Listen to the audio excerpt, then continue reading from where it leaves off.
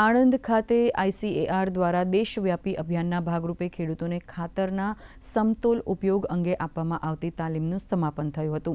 નિર્દેશક મનીષ દાસે જણાવ્યું હતું કે દેશમાં રાસાયણિક ખાતરના ઓછા ઉપયોગ અને જૈવિક ખાતરના વપરાશ માટે ખેડૂતોને ઉપયોગ વિશે 1 મહિના સુધી માહિતી અને તાલીમ આપવામાં આવી હતી. તેના સમાપન સમારોહમાં 20થી વધુ સરપંચો અને 100 જેટલા ખેડૂત ભાઈ બહેનો જોડાયા હતા.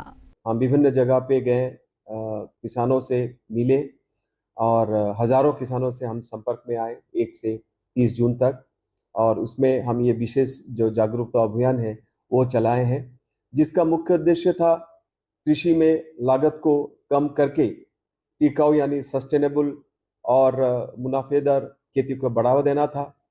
रासायनिक उर्वरकों पर रोक लगाना का एक अभियान था.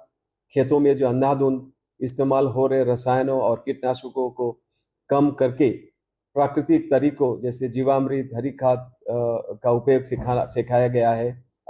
किसानों को लेके उनके द्वारा उन्नत खेती और मृदा प्रबंधन का प्रशिक्षण दिया गया है.